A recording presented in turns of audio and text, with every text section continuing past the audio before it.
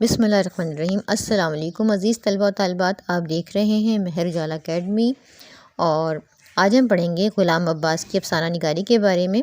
तो अभी तक अगर आपने चैनल को सब्सक्राइब नहीं किया तो जल्दी से जाकर महर उजाला अकेडमी को सब्सक्राइब कर लें और साथ में लगे हुए बेल के आइकन को प्रेस करना हरगिज़ ना भूलिएगा, ताकि आपको इस तरह की वीडियोस का नोटिफिकेशन वक्तन मिलता रहे और आप इसे इस्तेफ़ादा कर सकें और अपने दोस्तों के साथ भी शेयर करें ताकि वो भी इससे फ़ायदा उठा सकें।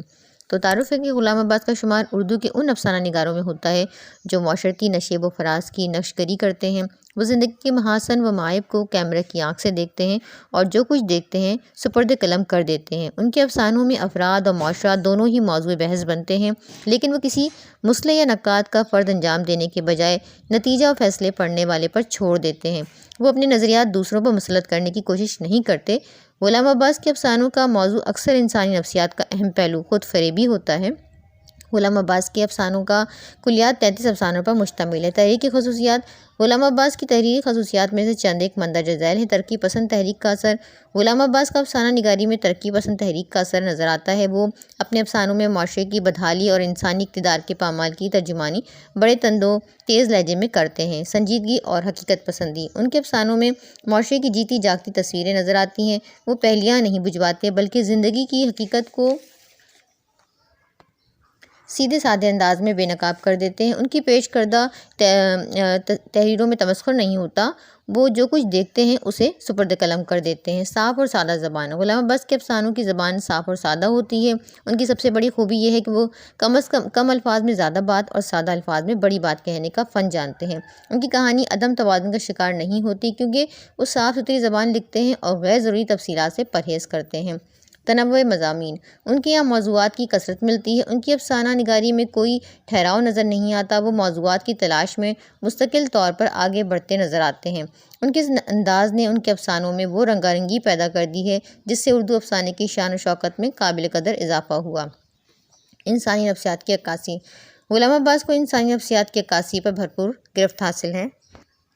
वाक़ियात के बयान में इंसानी नफ्सियात की तवज्जो से उनके अफ़सानों में एक नई आन बान पैदा कर देती है। उन्हें अपने नफ्सियाती तज्ज़ियों में जो हकीकी नताइज हासिल होते हैं वो इन्हें बग़ैर किसी इजाफ़े और तरमीम या तनसीख के कारी के सामने रख देते हैं।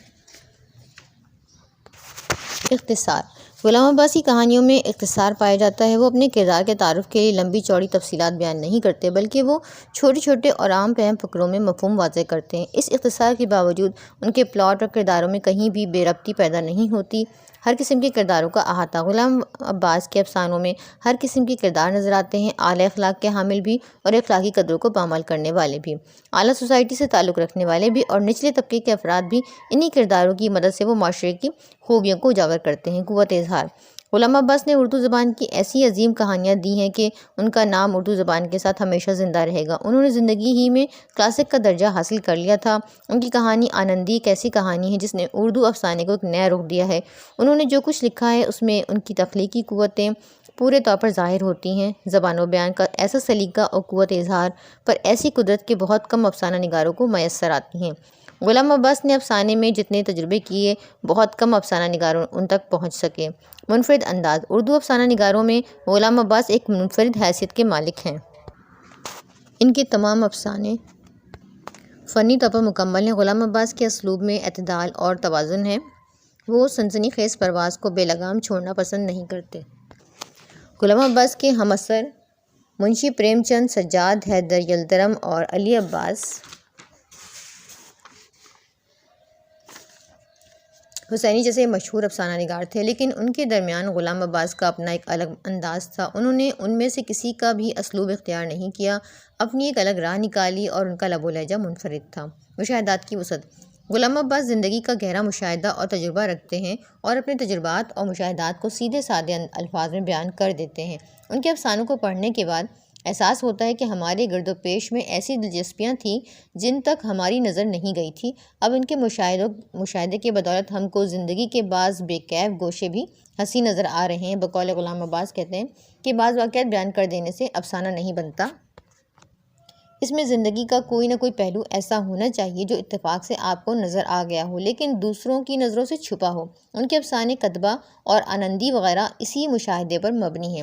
وہ ایک سنگ تراش کی دکان پر ایک سنگ مرمر کا ٹکڑا دیکھتے ہیں جس پر ایک شخص کا نام لکھا ہوا ہے، صرف اور خالی نام ہونے کی وجہ سے کوئی نہیں کہہ سکتا تھا کہ اس کو کہاں لگایا جائے گا۔ دکان پر یا دفتر کے دروازے پر غلام عباس اس پر خود بخود سوچتے ہیں کہ اگر ایک غریب شخص یہ کدبہ بناتا کہ شاید اس کے دن پھر جائیں اور پھر گھر بنائے تو اپنے مکان پر یہ کدبہ لگائے۔ اسی خیال آرائی کے نتیجے میں ان کے افسانے کدبہ کی تخلیق عمل میں آئی۔ قارئین کو دعوت فکر۔ غلام عباس اپنے افسانوں کو ایک خاص مقام پر چھوڑ دیتے ہیں۔ وہ خود کوئی فیصلہ نہیں کرتے، وہ معاشرے کی کشمکش اور انسانی کمزوریوں کا علاج نہیں بتاتے بلکہ قارئین کو دعوت فکر دیتے ہیں کہ وہ خود جو چاہیں فیصلہ کریں۔ ان کی تصانیف ہیں۔ ان کا پہلا تبازات افسانہ مجسمہ تھا جو کارواں رسالے کا سالنامے میں شائع ہوا۔ انہوں نے پھول اور تہذیب نسواں میں بھی کام کیا۔ وہ آل انڈیا ریڈیو سے بھی منسلک رہے۔ سن 1948 میں پنجاب ایڈوائزری بورڈ نے ان کی ادبی خدمات کے سلسلے میں نقد انعام سے نوازا۔ حکومت کی طرف سے ستارہ امتیاز کا اعزاز ملا۔ افسانوی مجموعے جاڑے کی چاندنی پر آدم جی ایوارڈ ملا۔ 1982 میں ان کا انتقال ہو گیا۔ جزیرہ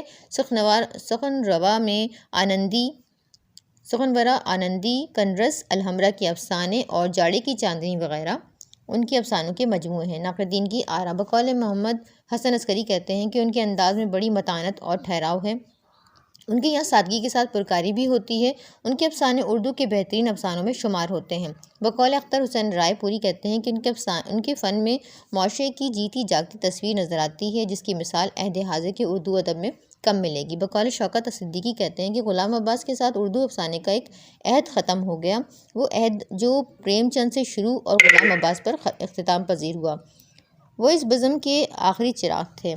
امید کرتی ہوں کہ آپ کو یہ ویڈیو پسند آئی ہوگی۔ ویڈیو اچھی لگی ہو تو ایک اچھا پیارا سا کامنٹ کریں اور اپنے دوستوں کے ساتھ شیئر کریں۔ ویڈیو کو لاسٹ تک دیکھنے کا بے حد شکریہ۔